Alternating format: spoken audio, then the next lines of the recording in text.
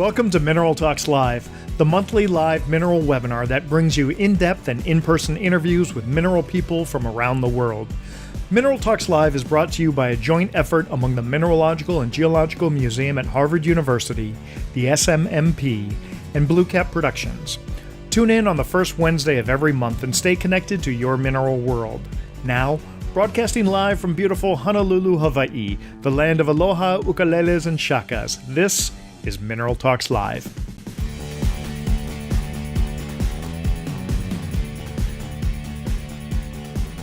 Aloha to everyone watching today, and a big mahalo for tuning into our show. Today is Wednesday, July 6, 2022, and this is Mineral Talks Live, the number one mineral talk show on the internet. I'm your host, Brian Swoboda, the president of BlueCap Productions, and together with my partners, Dr. Raquel Alonso Perez from the Mineralogical and Geological Museum at Harvard University, and Dr. Eloise Gaillou from the Society of Mineral Museum Professionals, also known as the SMMP, we want to welcome you to our program. For those of you joining us for the first time, Mineral Talks Live is the monthly mineral talk show where we sit down with people from all facets of the mineral world to learn about what they do and who they are. Our guests include some of the best curatrix, curators, collectors, dealers, miners, researchers, artists, and media people in the mineral world. For a complete list of all our past guests and link to those interviews, please visit the URL at the bottom of the screen. Now, if you enjoy our show and want to keep it going, go ahead and click the subscribe button below and be sure to tell your friends all about us. One of the many things that makes this show unique is that this isn't just a conversation between me and our guests. All of you get to be part of the show by participating through the chat or the Q&A feature, both of which are located at the bottom of your Zoom window. The chat feature allows you to type messages to everyone watching the live show. We always enjoy seeing where all of you are tuning in from, so when you first sign on, go ahead and fire off a big aloha to everyone and tell us where you're from. Throughout the show, if you have thoughts, comments, or questions about what we're discussing, this chat area is where you can post them and interact with each other while we're talking. Now, usually our guests and I aren't able to read those comments, but Raquel and Eloise will be very active in the chat area and may even interject a question or two to us during the interview. Now, if you have a general question you're dying to ask our guest, but it's a bit off topic of what we're discussing at the moment, feel free to type your question into the Q&A section, and we'll do our best to get to that at the end of the show. Finally, towards the end of the program, we're going to have a little something special for all of you in lieu of our Quickfire 5 questions today. So make sure you pay attention to everything we're talking about, and you just might be a winner. So for today's interview, we're headed out to Warsaw, Poland to get together with a true staple of the mineral collecting world. You've seen him at numerous mineral shows throughout the world, perhaps even had some Krupnik honey vodka with him at the Munich show. He's one of the co-organizers of the relatively new Mineral City show in Tucson, and for many, many years, he's been featured on BlueCap Productions' various What's Hot programs, always sharing his fantastic mineral finds with us. A man who really needs no introduction, Mr. Tomek Praszkier. Hey, Tomek, how are you doing today? Hi, Brian. Hi, everyone. I'm doing great. Greetings from Warsaw, Poland. How is the weather out there in Warsaw right now? It's summer here, so the weather is very pleasant, like 25, 30 Celsius degrees, some small rain from time to time, but in general, it's perfect. Fantastic. Love to hear it. Now, Tomek, we always like to start the program with our guests talking about how they started in the mineral world. I've known you for many years, but I've never actually heard your origin story. So tell us about your story and the first time you remember being captivated by minerals. So my story was similar probably to the most of the long-time collectors. I started to be interested in the rocks, collecting on the sandy beach in Baltic Sea in Poland when I was 4 or 5 years old. And when my parents see my passion about smashing the rocks, they took me to some small quarry in Poland when I could collect fossils. And this is how my adventure started. And then I was completely into that, and I studied geology. I worked at the university. For many years, my first topic of interest were the fossils and some sedimentology, but with time, more and more, I went to the mineralogy and that direction.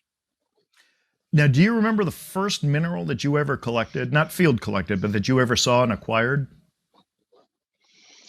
I think before I acquired anything, I found by myself some small calcite crystals in the Polish Kraków Jura chain, where are the Jurassic limestones and a lot of fossils. And from time to time, you can find a nice scalinohydral calcite. Now, were you looking for calcites or were you looking for fossils and you happened to find a calcite? I was looking for fossils. You're looking for fossils? I was looking for fossils, yeah. And so at some point you made the switch to become, I would imagine, a collector. You're also a dealer and you're a field collector. So what pushed you to make that jump? It was whole long time process.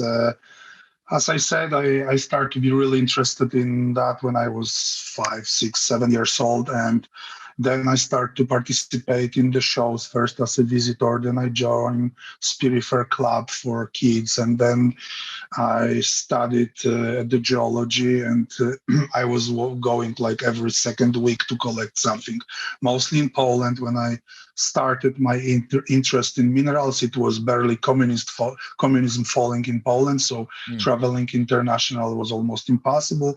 Then when it was possible, I traveled with my parents a little bit here and there, but mostly collected in Poland. And with time, when I start to have some financial possibilities to travel farther, I started to go widely around 99, 2000. Then I started to visit Morocco, Madagascar, other countries. And frequently it were trips which join collecting minerals, but also making some scientific research on fossils, Cretaceous and Jurassic fossils, ammonites and inoceramides. Interesting. So you still haven't completely stepped away from the fossil part. At this point, I stepped away several years ago. It's already probably 15 years ago. I dropped university because there was obvious conflict in my time that many times they were very, how to say it in English, they accepted that I'm saying, okay, now I go to Madagascar for 2 months, but you can do that 3 times a year, but if you do that more frequently, it's just not working well.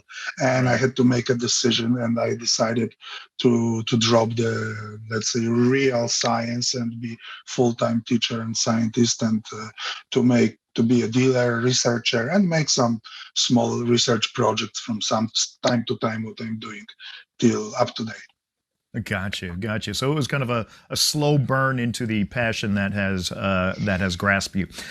Now, you said that you would start the Spirifer Club, and your company is also called Spirifer. What does Spirifer mean? So this is one of the holy grail collecting spots in Poland. Not many of you probably know something about Polish geology. Poland was covered by glaciers very heavily, like 80–90% of the country. So most of our territory is covered by sands and glacier gravels and all kinds of rocks which are completely useless for collecting. So there is really relatively few spots to go to collect. And one of them is location which called Grzegorzowice Skały in Holy Cross Mountains. It's central Poland. And in Devonian Mars, you can find beautiful, perfectly preserved thousands spirifers.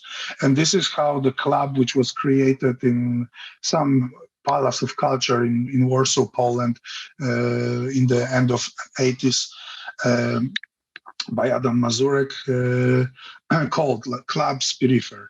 And then this club evolved slowly. We start to grow up, we take it over, and we change it to NGO, which called Spirifer Geological Society. So when I opened the commercial company, it was kind of obvious for me to use the name Spirifer, which got nothing to do with minerals, and I thought it's kind of funny. I love it. Now, Tomek, I just got back from the Sainte-Marie show in France, and I was expecting to see you there, and I was actually quite surprised that you weren't there. Now, I know that you are an incredibly busy person, but what are you working on that would keep you away from the Sainte-Marie show? I was planning to come for a day or two, but my schedule was so tight and crazy that I thought driving 12 hours to stay there one day and go back 12 hours is too crazy. During the Sainte-Marie show, I was already setting up the biggest Polish mineral show, which we organize already many years. It's called in English Crystal Days, and in Polish it's Sudecki Festiwal Minerałów, which is located in Lower Silesia, Poland. And that's an annual event. How many visitors do you have coming to Crystal Days? So we don't sell tickets, so we don't know exactly. It's difficult to judge.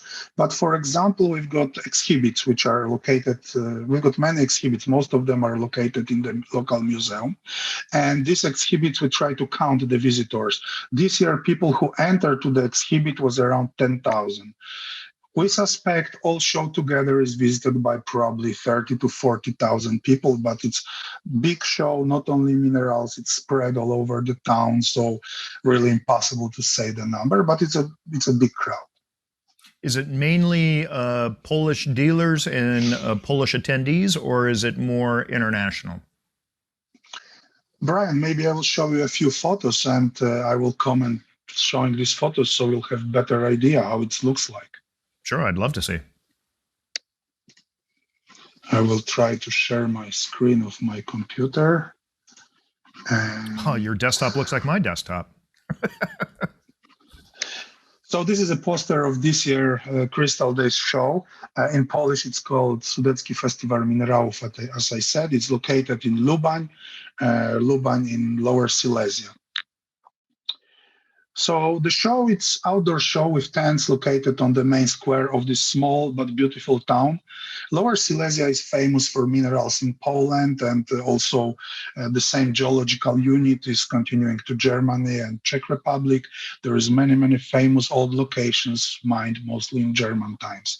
So this is why the Polish roots of mineralogy now are there, and the most important mineral localities. This is why we do the show there, not in Warsaw. In fact, it's 5 hours drive from Warsaw. So we've got many vendors. We've got like 200 tents, and half of them are minerals and half of them is jewelry. There are big crowds when the weather is nice, especially. As you can see, old town, beautiful buildings. And beside of minerals and jewelry, we also got we try to create whole environment. It's a little bit different than any shows I've seen in US or in Europe, because we try to make it a little bit more popular, a little bit more welcoming for new people who never visited the shows. So because we work with the local historical museum, we create mining archaeological village. This is the system how you can make nails yourself using the traditional methods, for example. We bring to the show a lot of fun, for kids. It's not only rocks, it's also a lot of things around the rocks. There is whole playground for kids, which is outside. Great idea. The local quarries are bringing the huge trucks. You don't see the scale of this truck, but this is like 50-ton truck. And during the show, people can walk inside, jump on it, and do the photos. They love it.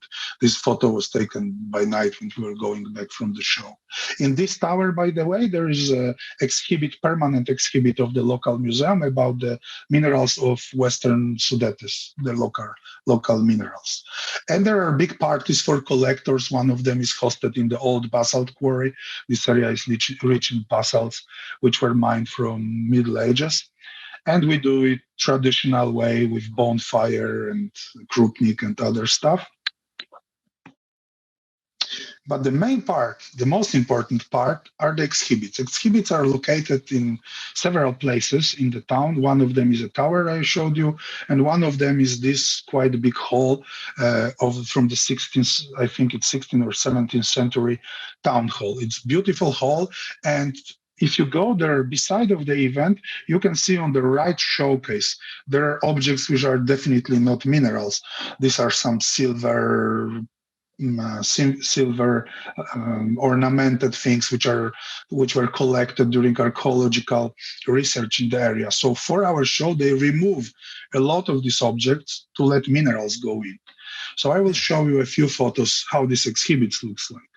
So these are samples of the exhibits from the previous years. For example, this exhibit is showing Poland as a mineralogical El Dorado. It's kind of tricky because you don't know many minerals from Poland, but a few years ago there was like a bonanza of finds.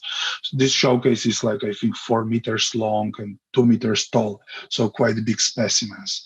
This is Very other professional exhibit. display there. Thank you. This is other exhibit showing the colors of minerals and some photos from other exhibits we did in the past years. This is how we exhibit the minerals. We usually exhibit minerals from the Spirifer collection, but also we borrow them from some Polish museum, private collectors, sometimes from collectors abroad. And what's important in the wedding hall, in this beautiful town hall, what is very tricky for us, I will tell you why, we've got competitive cases. And these competition cases are different than you have in US a little bit, because in Poland, you cannot count on the persons who own like world-class $1 million specimens. So we concentrate a little bit on different topics. Every year we've got like 15 of these cases. Every case is the same. Every person get only one case, and we judge, we give points. You can get 5 points for the quality of minerals, 4 points for the merit descriptions and no mistakes, and 3 points for aesthetic vision. So only if you got 10 points, you can get first place, for example. So people are putting a lot of effort to make nice exhibits like this one showing minerals from pegmatites of Strzegom-Sobotka Massif, not far away from the show, where you can see the old postcards, some old hammers mixed with minerals. And beside of voting by international jury, we've got competition of the visitors. So we've got a big place like during the voting for president, for example, standing in the middle of the hall, and thousands of people drop their votes. And in the end, it's very funny because we've got 1 hour to count like 5,000 votes. So there's like 50 people counting. So we can announce before the end of the event the votes. Great. So now I will show you a few photos from the exhibits this year. We've got very special exhibit of the agates from the Uwe Reyer collection. It's one of the world leading agate collections. And these agates are really top quality. The showcase was showing mostly Moroccan agates, which you see here, the agates from Argentina and Mexico. And one of the really best pieces in the case and best in the world is this Condor agate. And this agate is considered to be probably the best known from the location. Uwe collection is really incredible. Wow. But the main exhibit was called Rockstars, and it was about the specimens which are some kind of like rock stars. Don't have to be always pretty, but they are important, they are major, they've got some fans and followers. Like these tourmalines, which you would say, okay, nice tourmalines comparing with Brazil, but these are the best tourmalines known from Morocco, probably. And they were never shown to the public. So there was a case with them. You can see how the cases looks like. The big pieces here are like 70 centimeters, 50 centimeters. These give you the idea of the scale.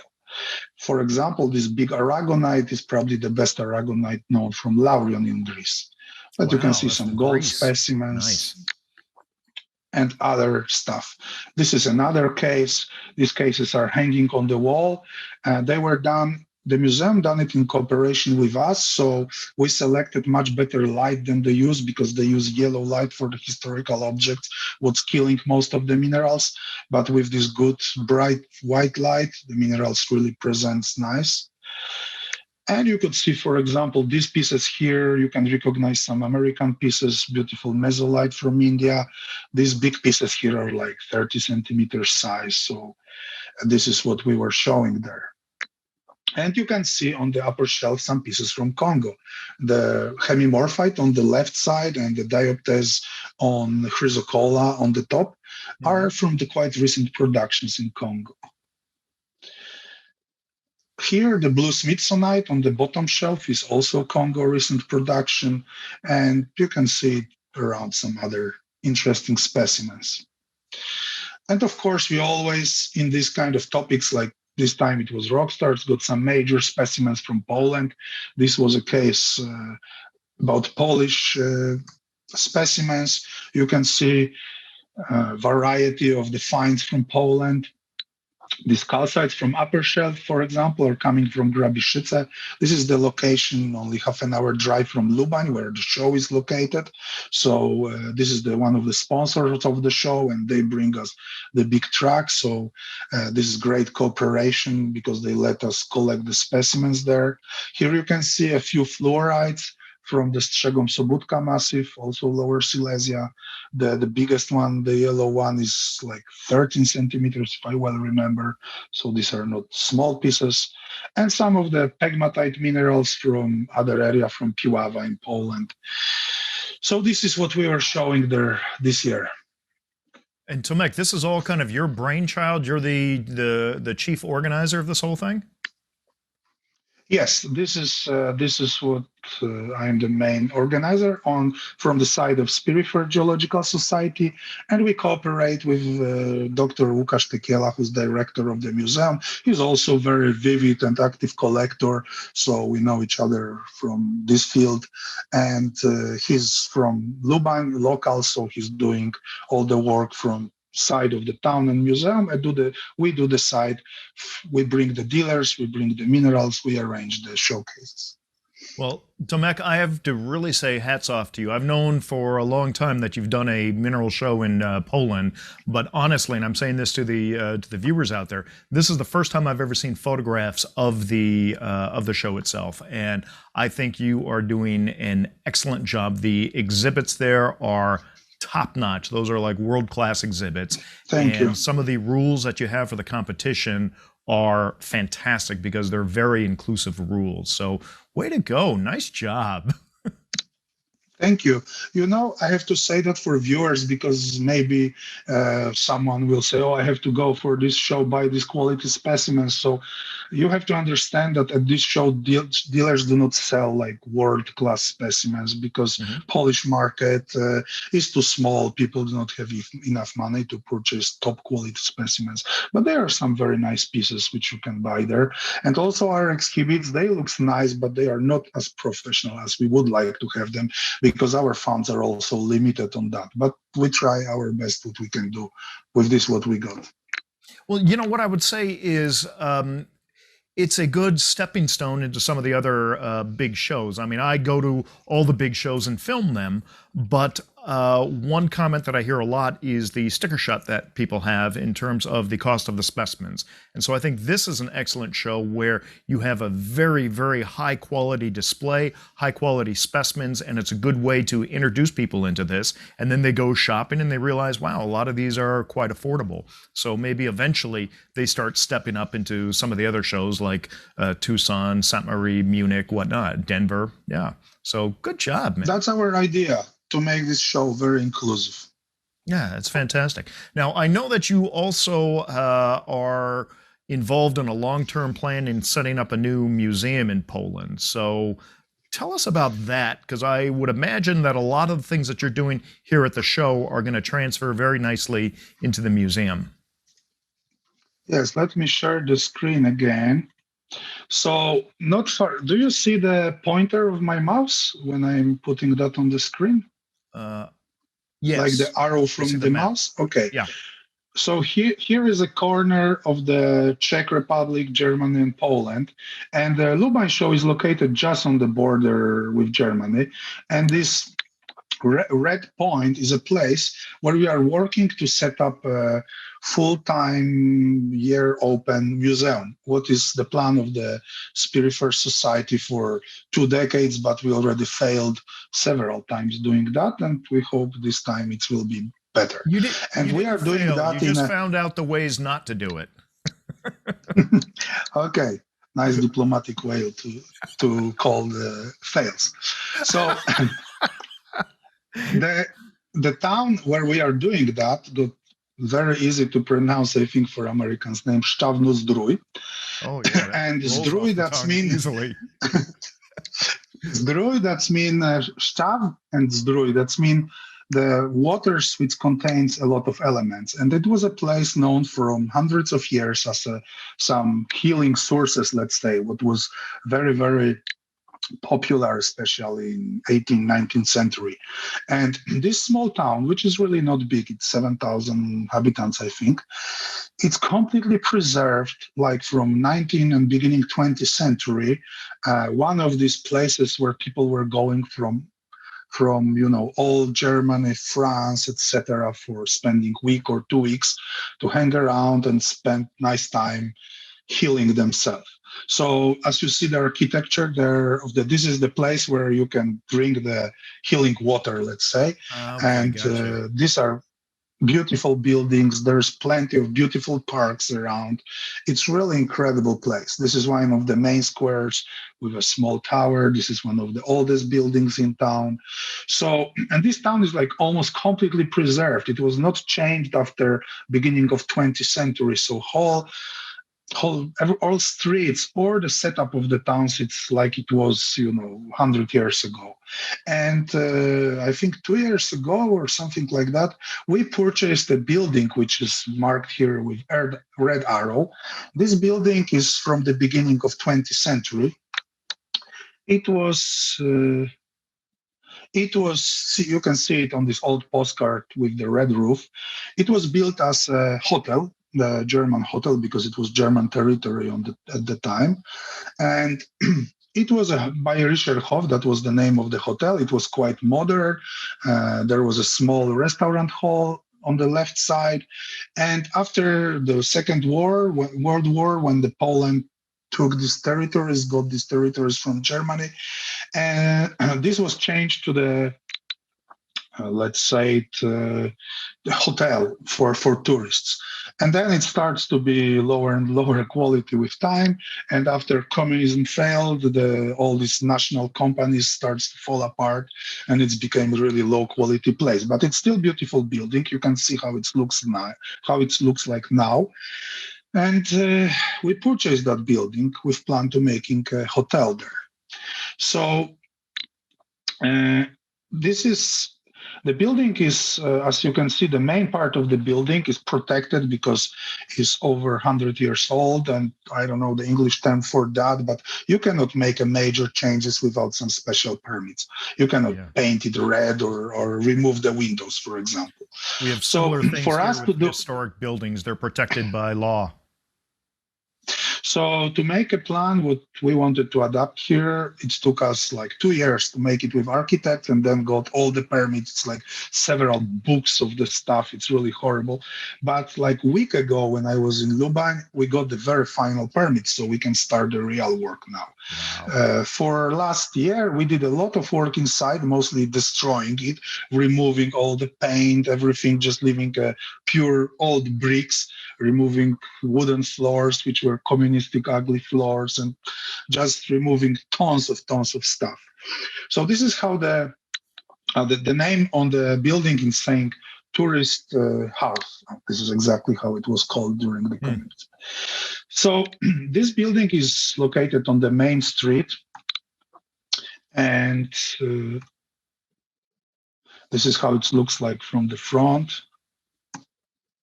And this is how it looks like from the drone. You can see behind is a huge park, very popular place to visit, and it's surrounded by some other old buildings. Our plan is to remodel it completely, to bring the roof like it was with ceramic plates. I also don't know the English term for that, but it was originally done 100 years ago, to bring the original color of the building and to restore it to the stage as it was before the war. This is how the building looked like inside. This was the very ugly reception in front. This was the restaurant hall also, and this was the most beautiful part, the party hall, which was the color. When you were looking on that, you feel pain in your teeth. It was so green and really horrible.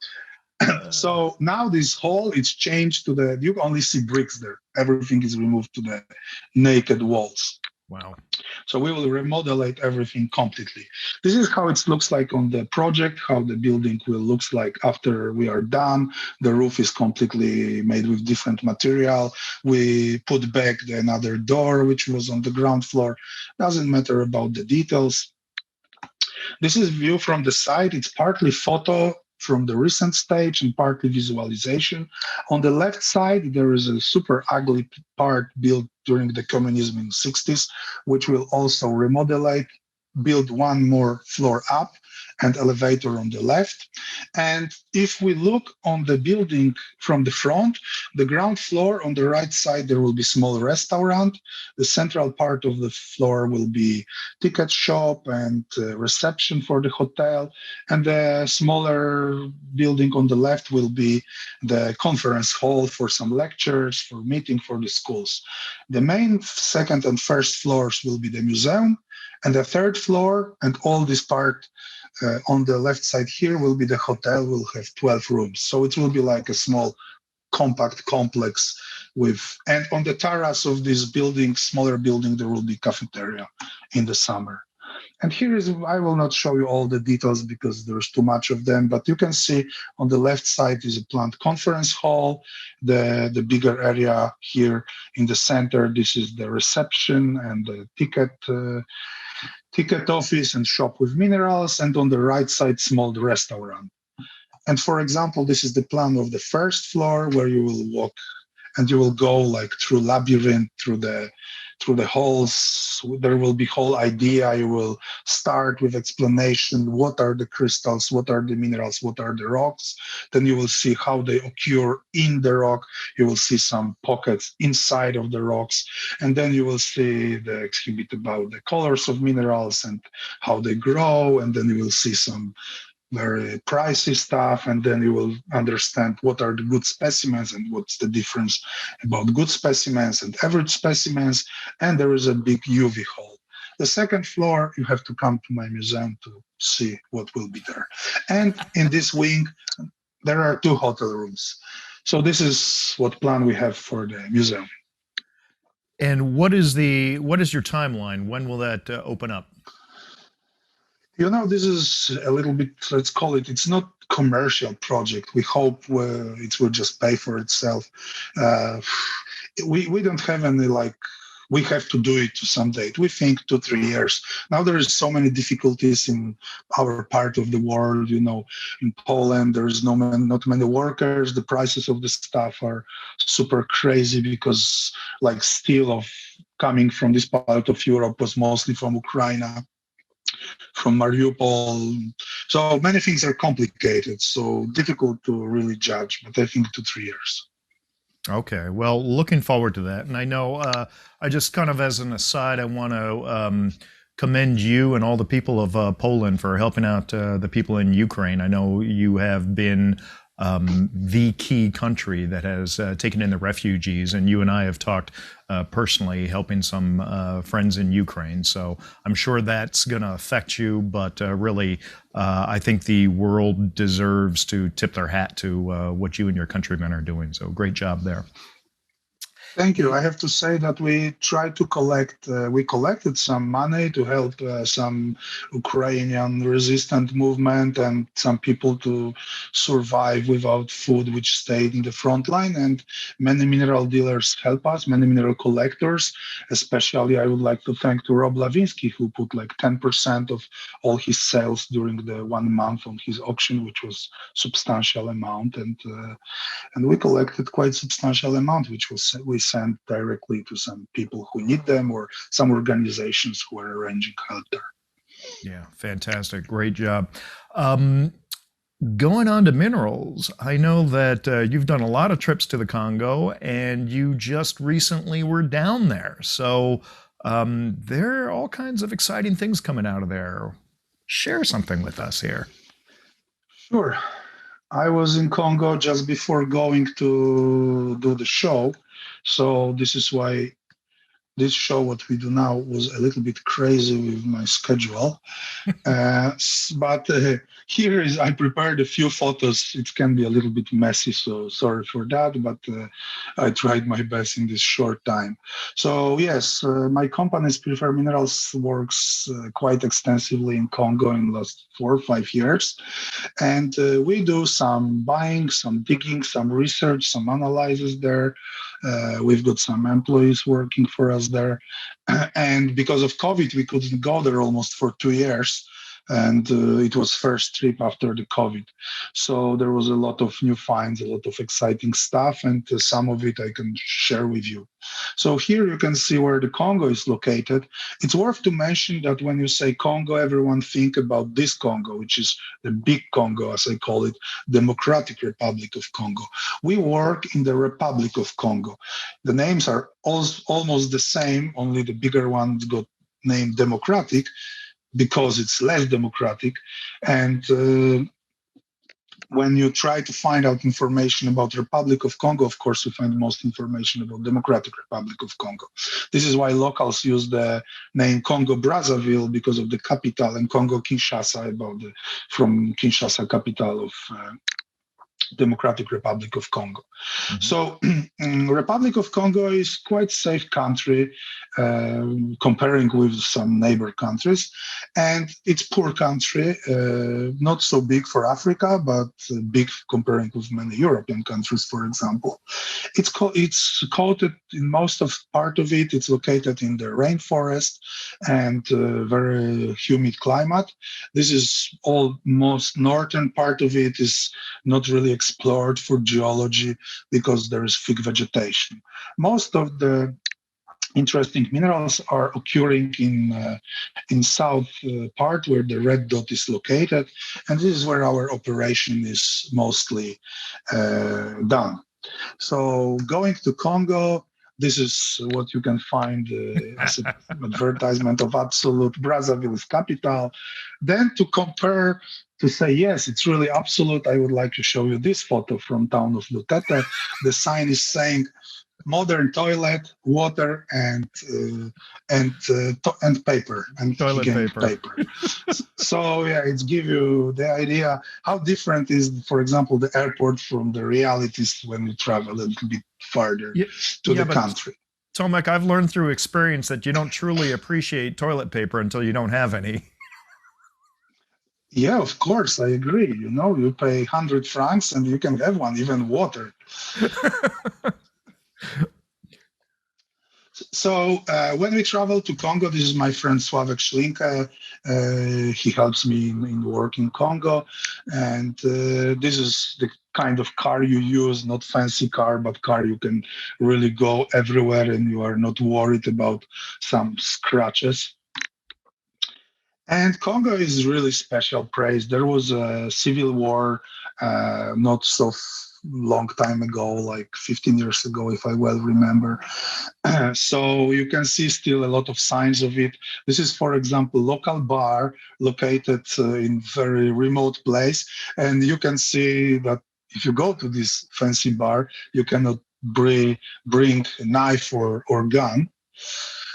And this is how the restaurant looks like. The lady is preparing dinner for us, some smoked fish and some other stuff. In Africa, there is always plenty of kids which are always smiling and running around, and the number of the kids, it's always surprising there.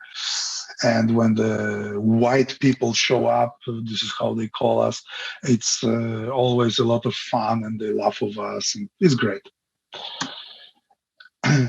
And this is some Congo guys in the same bar sitting next to the fancy place because they cannot enter with the gun, and they're drinking some local moonshine and being proud of his gun, which is 120 years old or something like that. Probably should be in the museum.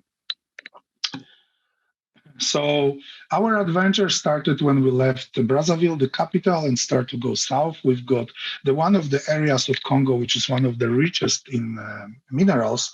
It's Pool Department. Pool Department, basing on the special peace agreement made between partisans and Congo government, is kind of controlled by partisans, which there is official state army, state police, but in the same time, there are partisans which are officially there and making their own controls. So because we want to do some diggings in some areas there, we have to meet the big chief of the old partisans. This is the pastor. I don't remember his name. Sorry for that. You can find it in Wikipedia. And in these beautiful architectural conditions, they prepared the meeting for us. It's one of my employees, and Sławek, and my chair, and the chair for the big boss, which is the same like ours, just they put some blue stuff on it so it looks more fancy. Unfortunately, I couldn't photograph him. He's kind of normal, funny guy. He's more normal than all people around him. Very nice talk, and we will maybe do some digging with him in next years. This is the map showing you.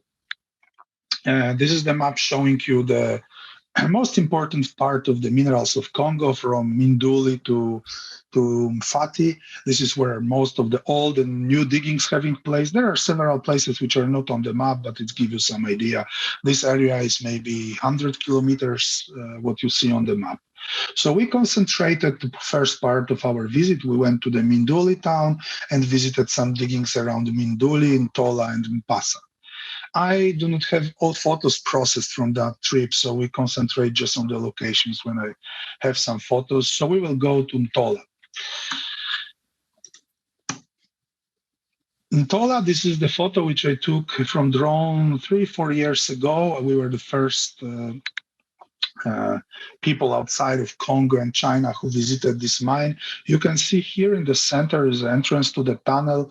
It's not a big underground mine, small operation, but at the time it produced some really cool specimens. Now the operation is closed. But I would like you to compare these two photos. This is the photo I took like 4 weeks ago.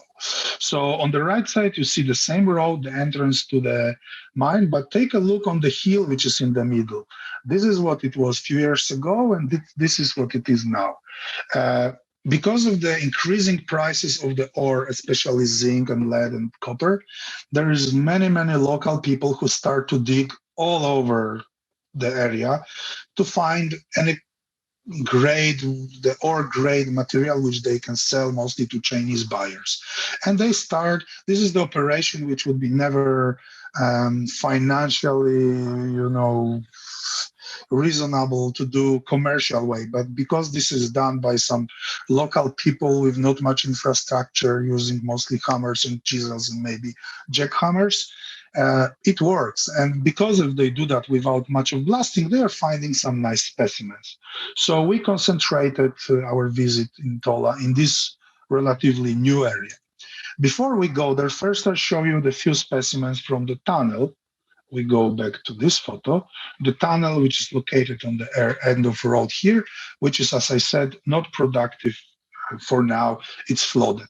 There were very distinctive perimorphs of dioptas after unknown mineral. Probably will have soon answer what was that, with mimetite and dolomite, and also this type of dioptases and mimetite.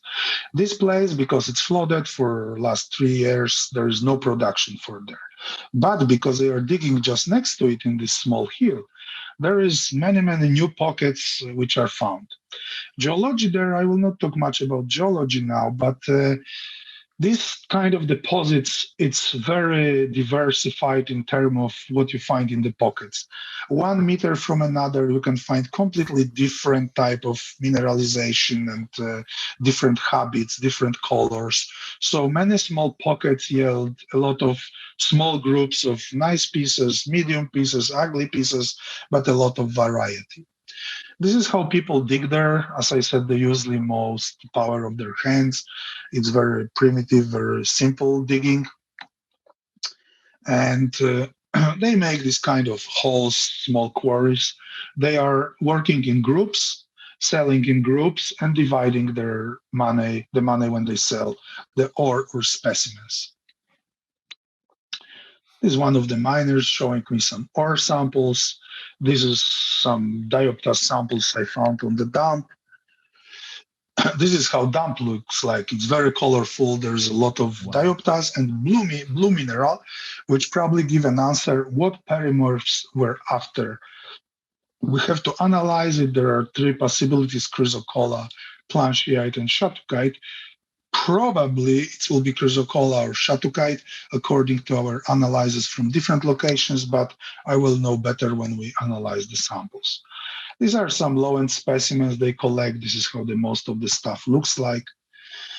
This is the fun with one of the groups we had, when we were leaving from there. And this is meeting with some of the dealers, bringing us some small lots of the dioptases from this location, and one of the local diggers who offer us some better pieces. You can see beside of dioptase there is also quartz and these blue minerals which make kidney-shaped forms, these kind of bubbly forms, and probably the dioptase casts were overgrowing this mineral, which was later dissolved. And what's distinctive for this location and what can be confusing for many collectors, I will tell you why, it's presence of a lot of quartz there, which is very, very similar. I would say impossible to distinguish from the older and recent productions from Sanda mine, which is located maybe 50 kilometers from there. Also in Pool department. So many pieces you will see, really, it's impossible to say, even for me, and even for local diggers, from which place they are coming from. This is one of the pieces on this blue material, which is probably planchyite, with quartz and some dioptase crystals, freshly collected, not washed. This is how you find them. And from the same area, there is a Mpassa mine, which was the biggest mine operated in the French times, where primary ore was dug, not really primary, but less weathered, where the chalcocite were the most important ore.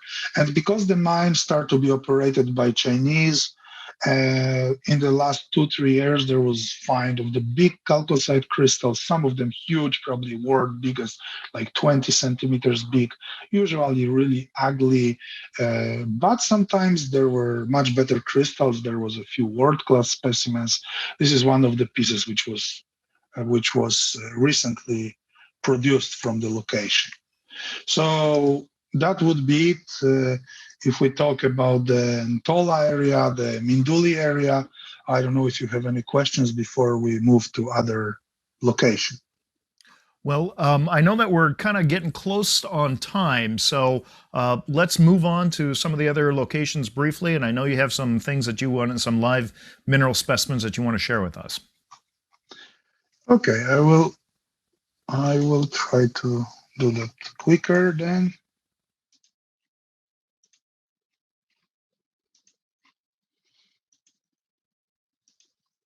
So this is the most famous location in Congo up to date, probably. It's Mfati Hill in the Mfati village. It was operated by Russian, French, Congolese, but still this hill is rich in ore. It's just not rentable to make it by industrial mining. And it was a very quiet place for a few decades, 2-3 groups of miners looking for specimens. And the situation changed. When what I call the zinc fever started. And I will try to show you on the very poor video, sorry for the low resolution, but these are my guys who made this video, how this quiet place looked at the end of the last year.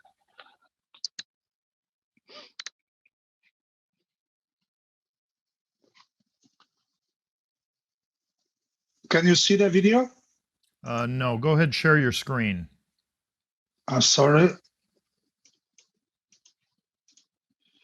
Sorry for that. Here we go. Okay.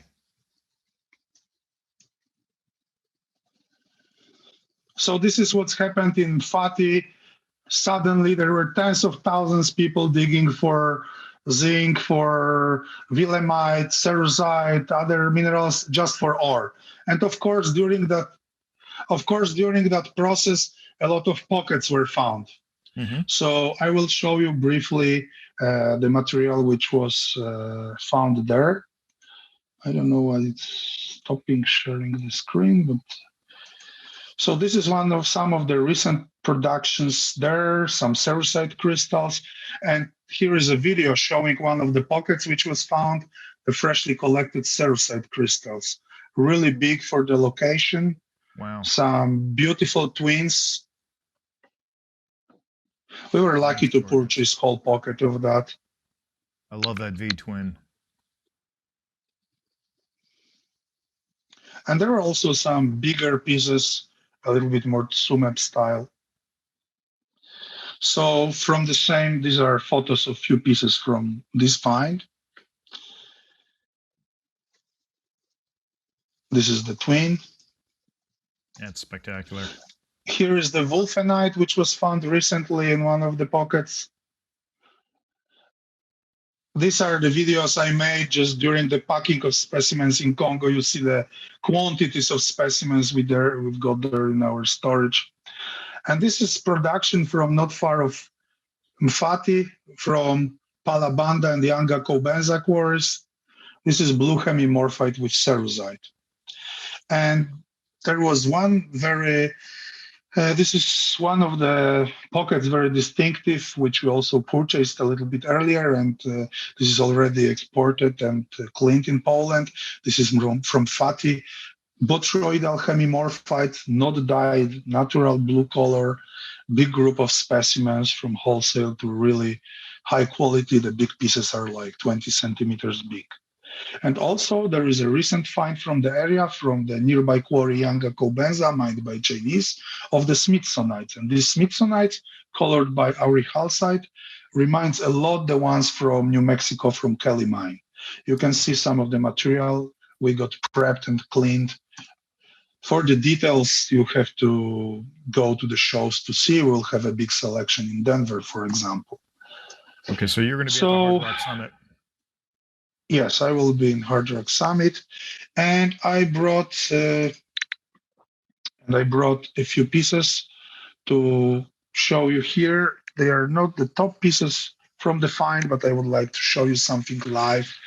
This is the example of the botryoidal Smithsonite. I don't know if you can see it well. Yeah.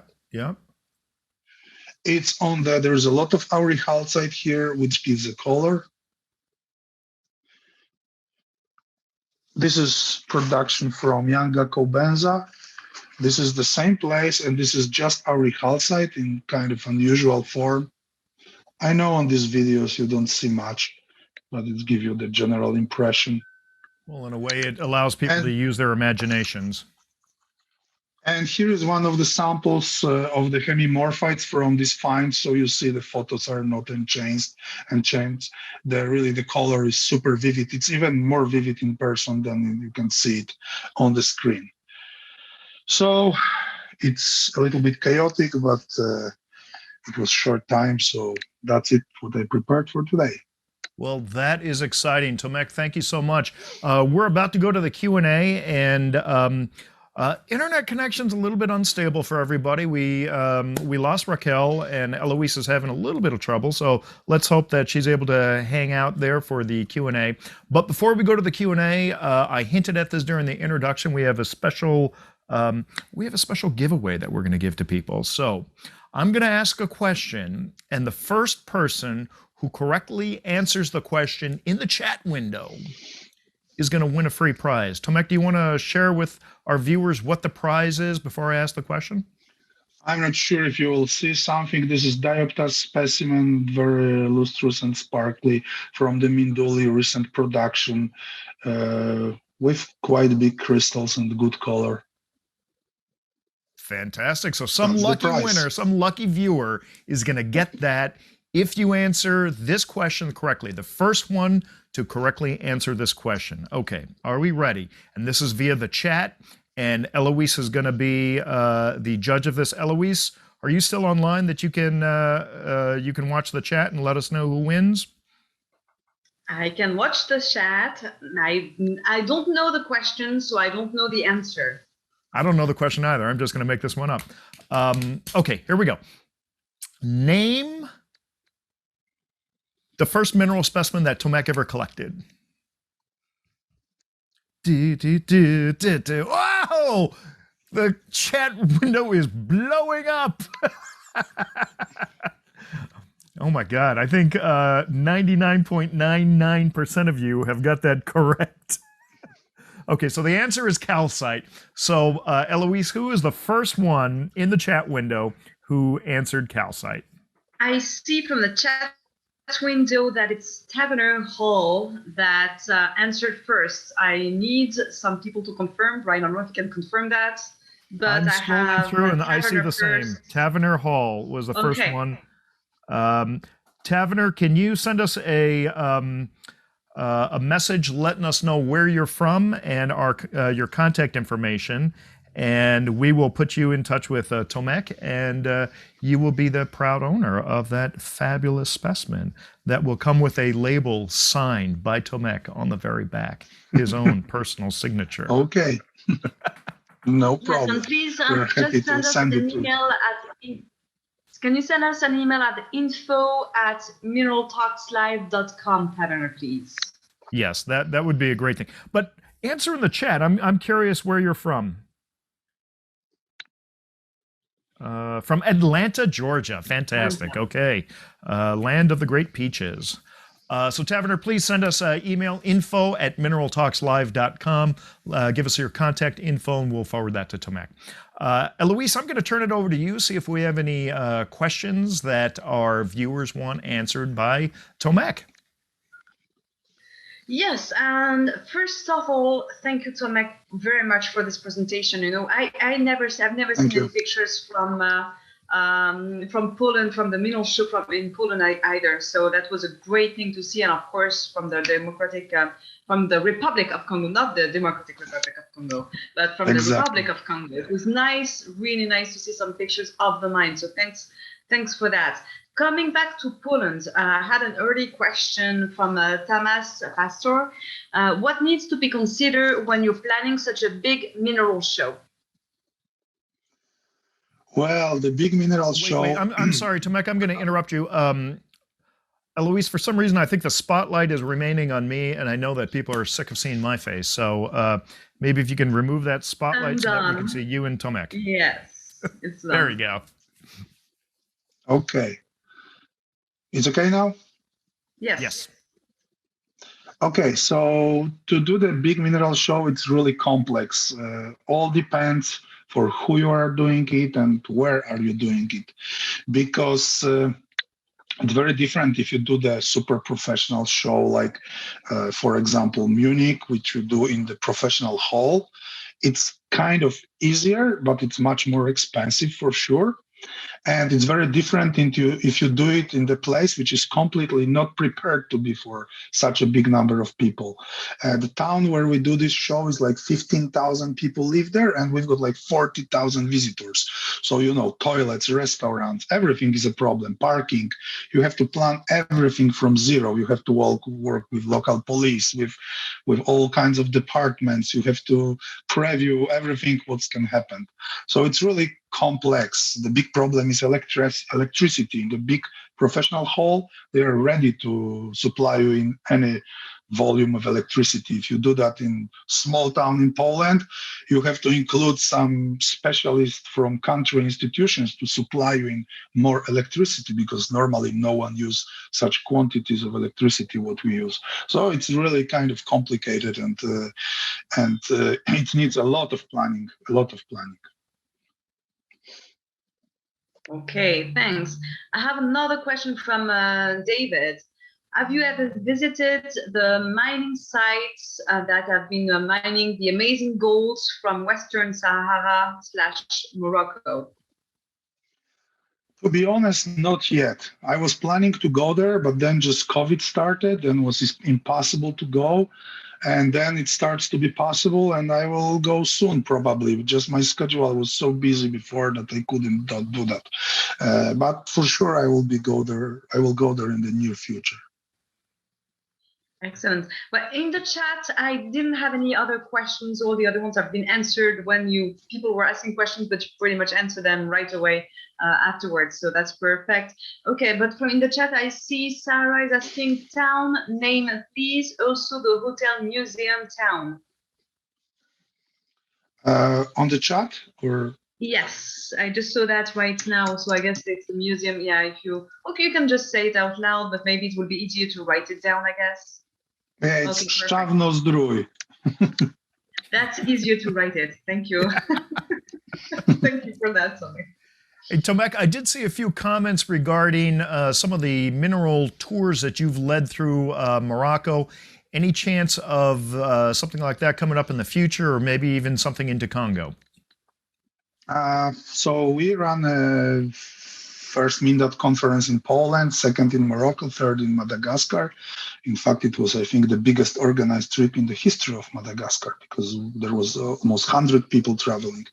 It was adventure, but Congo is not a place where I would take such a big group. It's really, there's zero tourist infrastructure, zero. There's nothing, no hotels, no tourists, and there are some places which are not so safe, and you play with partisans. It's not a place where I would take. So you could take a big group, you just might not be able to bring a big group back.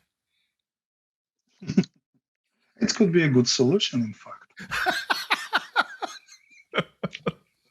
What about any other trip going to Morocco or anything?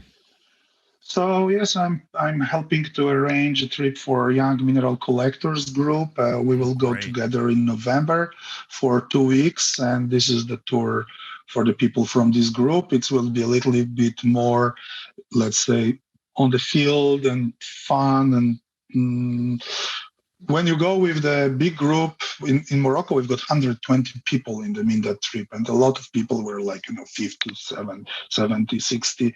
It's a little bit different than you go with 20 young people. You can go in different places, see different stuff, sleep in some different conditions. So it will be this kind of trip what we'll be running in November. That's fantastic. That's for the Young Mineral Collectors group. It's a Facebook group for mineral collectors who are 40 years and under. So if you are not affiliated with the Young Mineral Collectors and you want to explore the option of potentially going on this trip, search them out on Facebook, join the group, and talk to the moderators to see if you can get on that trip. It sounds fantastic. And that's coming up in November. That's problematic, Brian, because this is something I would like to point. I'm organizing probably Kobono trip for them, but they do not allow me to go to the group because it's only up to 40. So probably you shouldn't be there too. Well, no, I can't. I mean, I'm technically part of the group, but I've technically aged out like, 13 years ago. 60 years ago. So they should kick you out. Yeah, they should. But somehow I'm not. Okay, well, I can't say that because they might end up kicking me out. Fantastic group, though. If you're not a part of Young Mineral Collectors, they are really a force to be watched, and I can't commend them enough for what they're doing for the young people in the mineral collecting world. So I agree. This is why help them to put this trip together. Absolutely. And I have another question coming in the chat. Sorry to interrupt. Question about prospecting and touring in transitional areas. What do you recommend to stay safe? Do you hire a guide? Do you keep cash someplace else? What do you do when you go to the Republic of Congo? If someone wants to, I didn't understand well what I'm doing or what someone should do if try to go there. Like how do you do it? I guess for you, or like what do you do to stay safe? So I usually go first with my wife Asha for first trip, which is like just see some geo-touristic trips, see the locations, understand geology, and understand perspective. And if I see it's something what's got potential, like we did in Mongolia or we did in Congo or several other places, then we go with the Spirifer crew, we bring mining equipment, and we dig ourselves, or we do some arrangement with local people. We usually hire some local people which are established in local realities to tell us what we can do, what we shouldn't do, with who should we talk, to do not be, ripped off or to do not insult someone. I always mostly work with local people about all the stuff beside of digging, because in such places people do not have much experience about digging specimens. So if there is something good, I prefer to do that with my team. Thanks. That answered the question perfectly. Again, Tomek, really, that was great to see. And thanks for your help to museums as well. You know, I know that you support museums, so thanks for that. Really helped. Thank you. All right. Well, ladies and gentlemen, children of all ages, that's going to be the end of our show today. Tomek, really, thank you so much for coming on the show. I know your schedule has been crazy and there's been a lot coming on, so really appreciate the extra effort that you gave to make it to the show. Thank you, Brian, for doing that. Thank you, Eloise. Thank you, Raquel. It's really great that someone is doing shows like that. It's great for people, especially people in countries like Poland, because, you know, you are from US, it's easy. You go to some big show. And for people from Poland, it's not so easy to go to Tucson. It's super expensive. But they can see a lot of stuff, meet a lot of people, maybe only online, but it's better than nothing. And they couldn't do that in person. Totally Thanks. agree. We're happy. Well, we're happy to I hope help to in any way. soon. Yeah, so you will be at the Hard Rock Summit, right, Tomek? That's what you were saying earlier. Yeah, we do Hard Rock Summit and we do Sandra show in Denver, but we'll be in Munich. Okay, so maybe see you in Munich. Hopefully in Tucson. We'll see. It was good to see you anyway. Sure. Sounds great. Thanks everyone for watching. So for all the viewers out there, thank you for tuning in. Tune in again the first Wednesday of August. We're going to have another great show for you. And hey, do like Poland. Spread that aloha spirit out there. Thank you. Take care.